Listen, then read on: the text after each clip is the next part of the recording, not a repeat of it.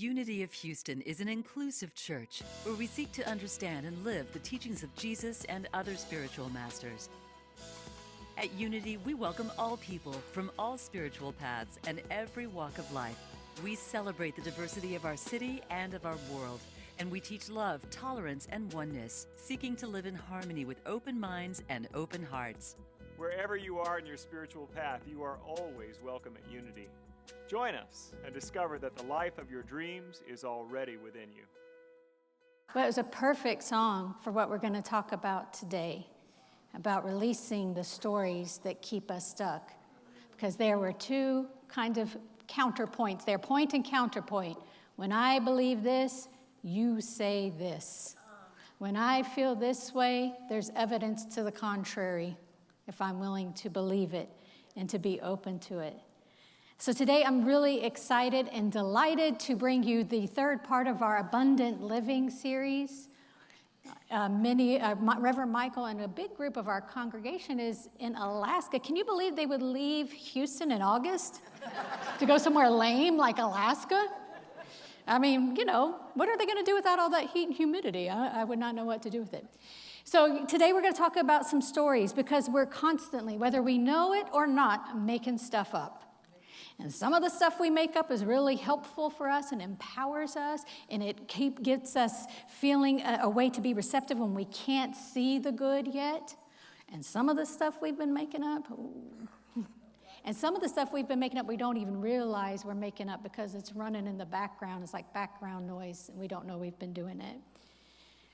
So to keep the weather theme going from the hot and humid, I want to share with you about a story I made up recently, which was in January. I thought it'd be a really great idea that my husband and I, some of you are probably sick of this story, but my husband Chris and I were going to run a 100K race in October. And that's 62.14 miles, not that I'm counting.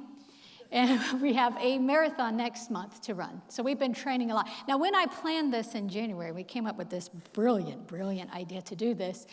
I didn't really think too much about the idea that the peak training would be in August. And I didn't really think what that would feel like in Houston. That just seemed like a good idea. This thing's happening in October. It's in Oklahoma. That'll be nice. That'll be fine. But a couple weeks ago, we were out at Memorial Park running, and we were out there for about 3 hours. And after 3 hours of whining and crying and complaining, that was Chris, not me. Just kidding. That was all me. I got in the car, and I remember I had this thought, I never want to be hot again. Now, good luck with that, right? Living in Houston. I was so hot. You know that song, I heat up, I can't cool down? That's what I felt like. I was never going to cool down again. So the next day was a rest day, all good. And then that Monday came after that Saturday, and I had to go back out for another run. And I thought, oh, here we go. I'm never going to want to be hot again. I think it's about to happen.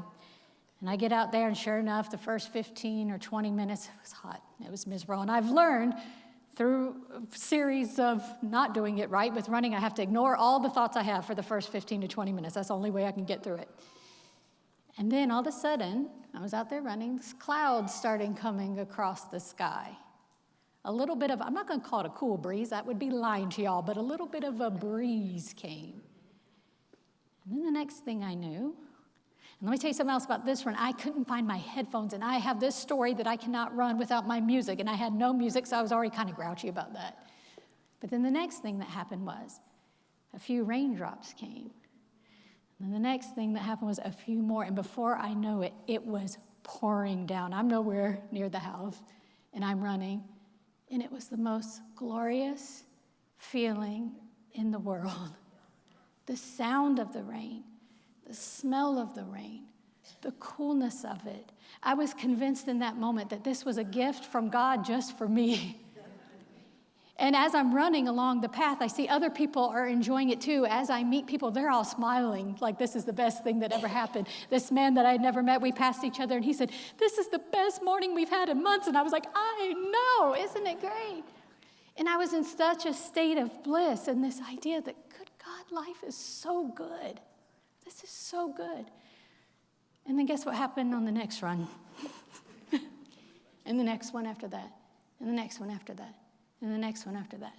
Hot, sweaty, nasty, all that. And the thing is here, when we tell stories about what we're grateful for, and we tell stories about God is so good, I love this idea, about what God says about us, what the divine says about us, what our own inner knowing, the genuine within us is revealing about ourselves. It's beyond condition. Yes, we can recognize when we know the goodness that we are, we know the goodness that pervades all things, we are more receptive and perceptive to the goodness. And what we also can have is when conditions don't meet our requirements, don't meet our preferences, does that mean all of a sudden it's not good? Does that mean all of a sudden life's against me? Is this a God loves me not, loves me not? Life is for me or against me. Life is either constantly revealing wholeness, goodness, holiness, all things in an effort, whether it's suffering or whether it's triumphs, bringing us to this realization that there is one truth. Is it that? Or is it, what have you done for me lately? Because sometimes we can get into that model of looking for the good out here and then making up stories about when we don't get it, what that means about us. And the stories run both ways, because sometimes the stories we're telling ourselves about ourselves cause us to interpret things in a certain way. But the good news is for all of us is that how we experience our lives is a matter of consciousness, of which we have direction over. That is our locus of control. We don't have control whether it's going to rain when we leave here today, or how hot it is, or how much fun they're having in Alaska compared to us here. But we do have control over how we be with our experiences and how we be with ourselves when we make mistakes, when stuff takes longer than we thought it should, when we're bumping up against somebody we love and we don't agree. We get to interpret that in the way that we wish to. There's a part some of us are in, and I see several of you, I'm so glad, in a group studying The Universal Christ by Richard Rohr. And he talks about in there when Joan of Arc she was on trial, and the judge said to her, "We think that all this stuff you're making up and that you're a victim of your own imagination." And she said, "Of course I am. How else would God speak to me?" So our imagination and how we perceive the world is our relationship with the divine and our relationship with that you say that Siobhan was singing so beautifully about. What is that divine expressing through us?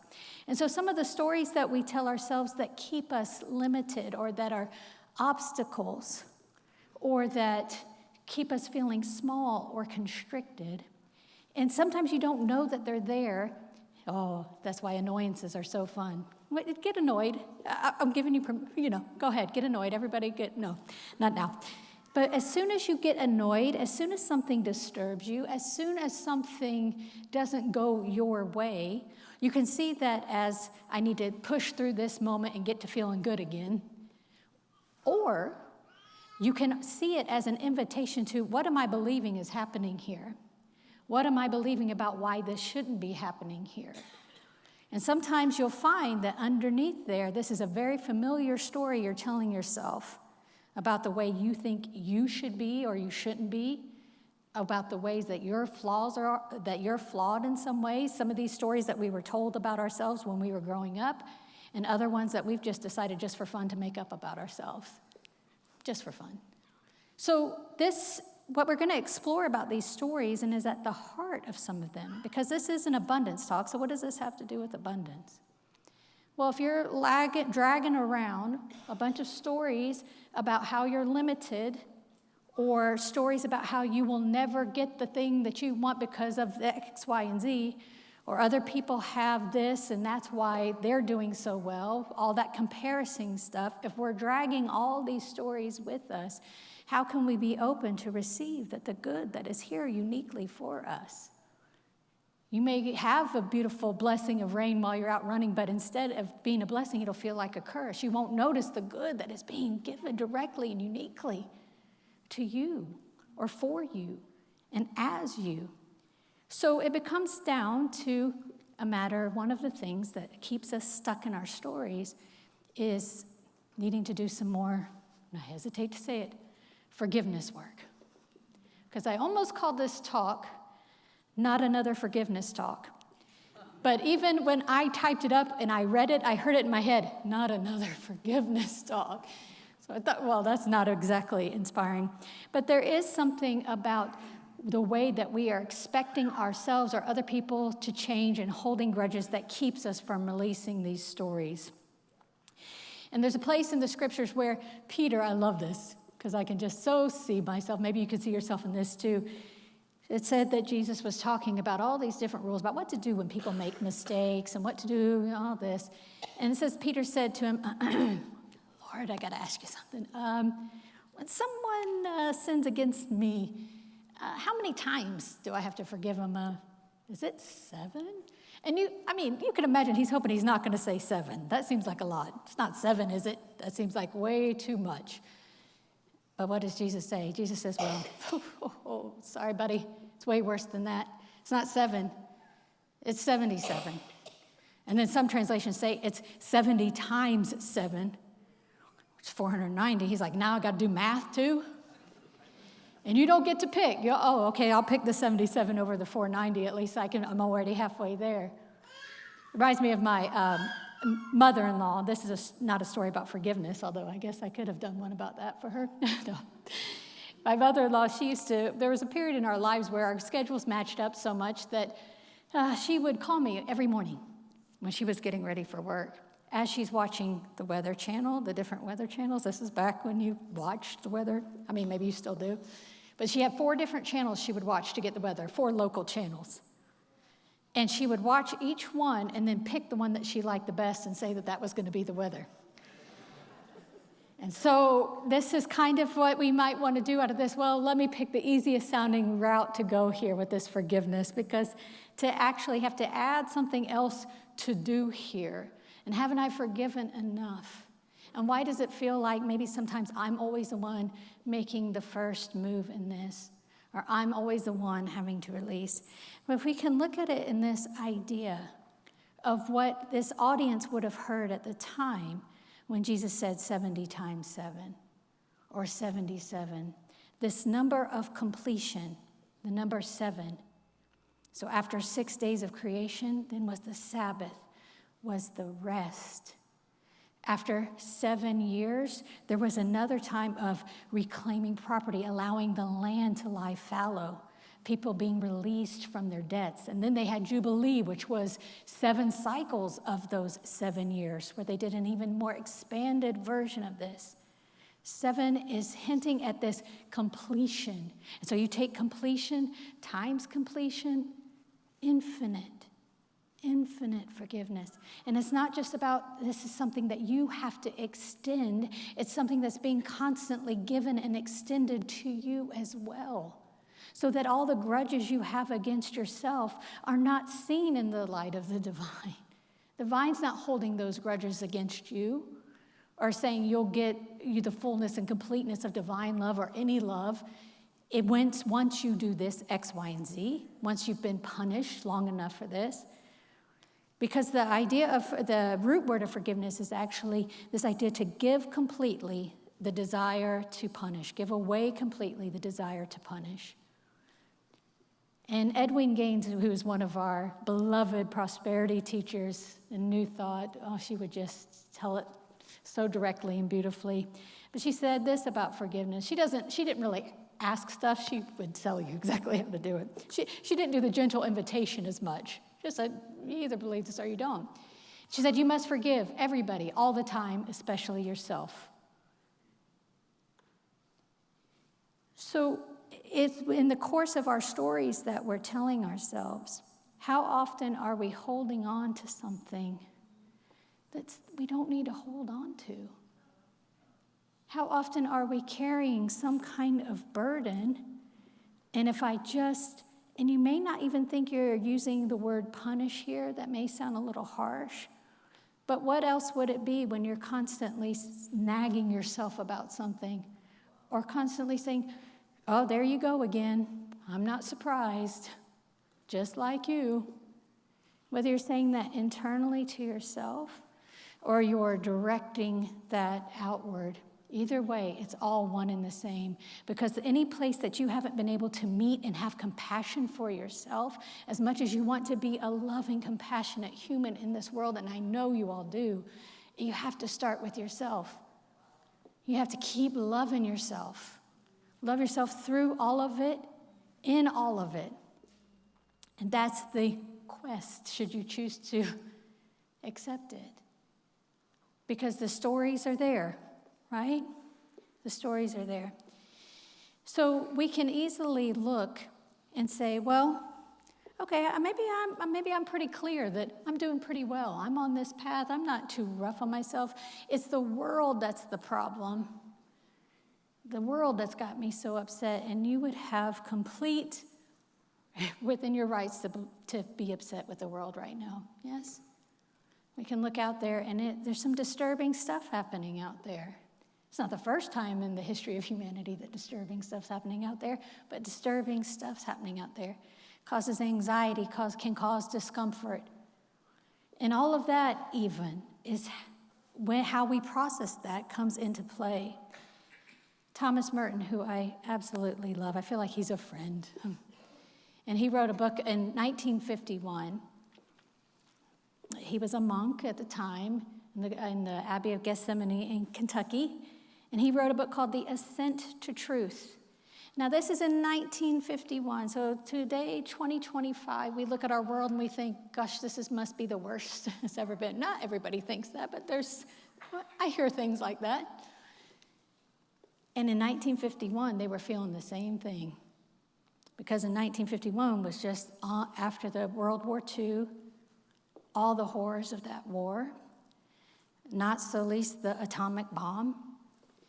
And Thomas Merton said this in Ascent to Truth. He said, the only thing that can save the world from complete moral collapse is a spiritual revolution. And he said what it takes to take a spiritual revolution is to realize, he said, we are self-naming this time the atomic age that he was in, because this was the biggest, most pressing danger of that time. We've named ourselves the atomic age because of what has happened out here. But until we see and are willing to admit that the atomic age is actually happening within us, within you, within me, where is that happening? To discover that, to heal that, and to release that. We can't heal it out here. It all starts from within.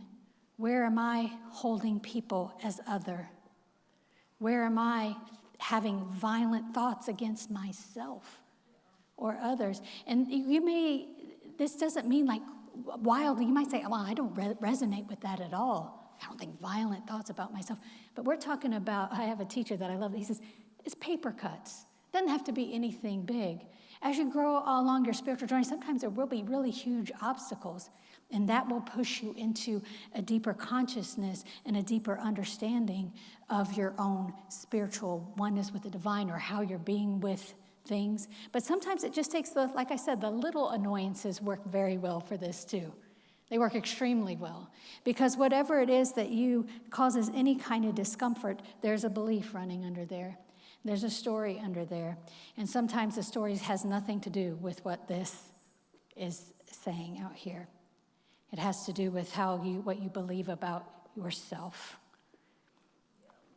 And so I love the work, and I've brought this up before, but of Byron Katie, because this can really help. It's helped me profoundly, and I go to it almost every time I get wrapped around the axle, as my friend Letha used to say. Is this just gentle questioning of ourselves. When something has got you wrapped up, and you are just in that kind of twirling and whirling, and it's just repetitive thoughts, and you're not sure how to get out, is to ask yourself, is it true? Is what I'm thinking, whatever assumption I'm making, your brain might say, it's not an assumption, I know it's true. Okay, well then you get to go to the next question. Can I absolutely know it's true? Okay, well sometimes that'll slow your brain down a little bit around that. Can I absolutely know it's true? And then the third one, and this is the reason we want to do this work. What happens when I believe this thought? She's not asking you to drop the thought at this time. What happens in here when I believe that this is true? What happens in my body? What happens in my mind? What happens in my spirit? How do I act with people when I believe this thought is true? And then we can see how we might have ourselves trapped in some way. We can see where we may have constricted ourselves in some way. So if we can ask ourselves that question, how does it feel? What happens to me when I believe it's true? Then the follow-up question is, who would I be without this thought? Who would I be without this thought? You don't have to drop it, but what would it feel like for just in this moment to drop the thought that until this person starts acting right, I can't be at peace? Until my kid gets their act together, I can't be at peace. Until my finances are in order, I can't be in peace. Until I get the promotion, the job, blah, blah, blah, blah, blah, blah. On and on and on. Until that happens, I can't be at peace. What if you just drop that thought? What are you left with? You have to see for yourself. So I'd like to do just a little experiment, if y'all are willing. And I just want to invite you to kind of get back in your meditation posture, whatever that is. You don't have to move if you don't need to. And don't worry, I'm going to invite everyone to close your eyes. So if you feel like you're going to look weird, if nobody cheats, you won't. And then online, people, you can just go wild with it. So I'm going to invite you just to breathe for just a moment. Well, actually breathe all the time, but focus on your breath for just a moment. And call to mind some issue, doesn't have to be anything big, but just some issue that you just kind of wish would be a little different. You wish you could change. You'd love to have some control over it, but honey, you don't in this moment. I invite you to call that to mind. And as you continue to breathe, I invite you to scrunch up your fist. Don't make yourself uncomfortable, but pretty tight, as hard as you can, and even scrunch your face up. And feel what that does to you energetically. What this constriction, what this closing feels like in your inner body. What it does to your energy. And hold it just for another moment. This tightness.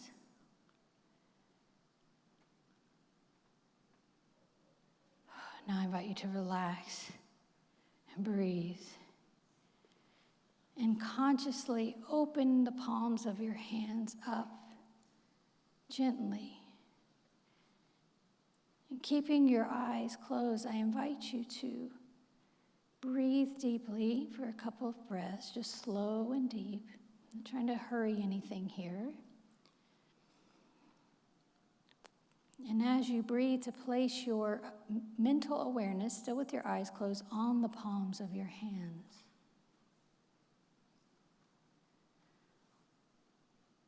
Almost as if you could breathe and draw the breath through the palms of your hands.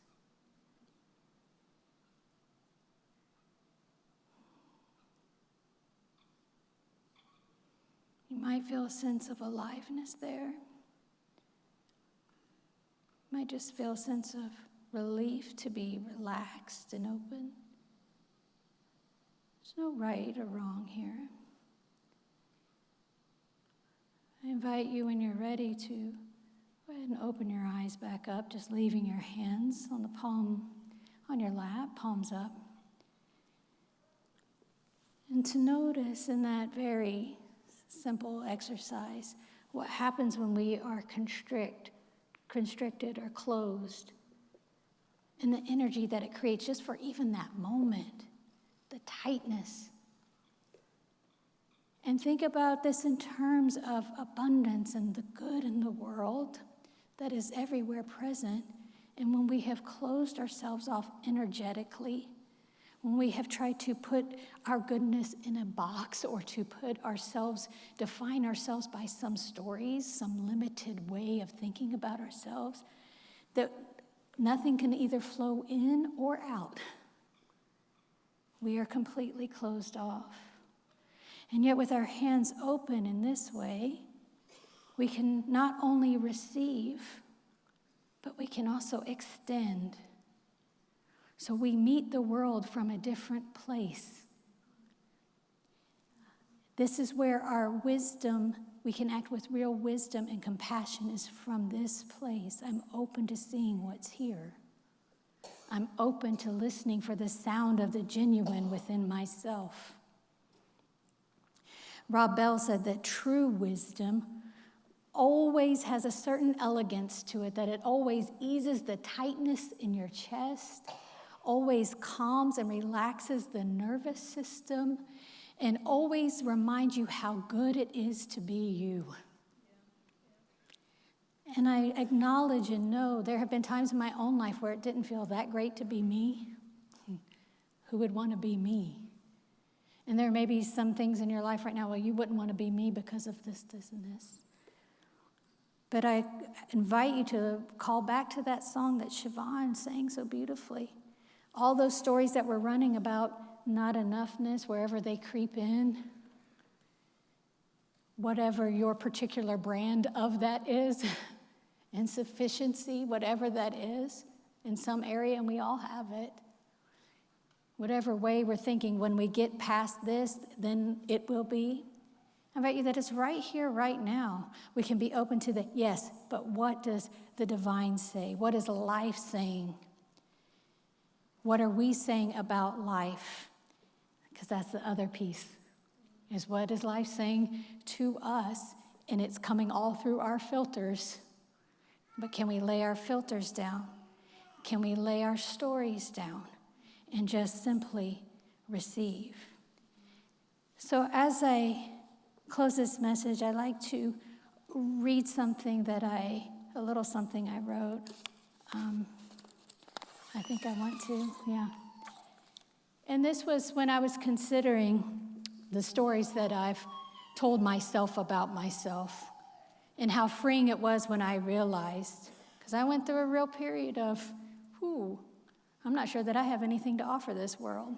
It was very painful to believe that, but I believed it. Some of y'all may have been there before. And I realized that I had constructed this whole idea about myself. And as I was considering, and that kind of felt like that you just want to scream. This idea of how to release this. And I'm calling this poem The First Day of Freedom. Someday, as you survey all the walls that hem you in, the dwelling place that you've constructed, you will notice a crack in the wall, a rip in the fabric. And for once, you will feel no rush to repair it, no desire to hide it. Instead, you'll be drawn by curiosity. You'll move closer to survey the damage. And when you catch that first glimpse of what is beyond your walls, the view that these walls and curtains have been obstructing from you, you will have no desire but to dismantle the whole thing. This fortress that you've mistaken for yourself, you will dismantle it brick by brick, thread by thread. That is my desire for each one of you. Anything that makes you feel constricted or closed in, that keeps you from seeing the good that you are, that the good that is here for you to experience in this world, just dismantle it. You have the permission. Knowing it or not knowing it, you're the one that built it. So you can dismantle it as well. That's in your power. So I invite you now, if you'll join me in prayer. So what I know and affirm for every person in the sound of my voice, that the voice of the genuine, which is the voice of life itself, the voice of that source of our being, ever giving, ever expanding, ever emptying its goodness into us so that we may feel it, experience, express, and embody it, that it is right here, right now, available to every human being on the planet. And the more that we come to know our own goodness, the more that we come to release any condemnation that we have about ourselves, the more that we just release anything that keeps us from this experience, the more we can be a healing, loving, compassionate presence that this world is calling for. We are the ones that are here now. We are the ones that are being called to love ourselves and to love one another. And so it is. Amen. Thank you all so much for being here today. Each one of you is a blessing in the world. And may you keep that reminder to yourself as you go throughout your week that you are the embodiment and the expression of the one life, beautiful just as you are. Thank you. For watching this message today. I'd like to invite you to join us in person here on campus at Unity of Houston for Sunday morning or Wednesday evening services. If you can't be with us here on our campus, you can still join us live on Facebook or on our website, unityhouston.org, Sunday mornings at 11 a.m. Central.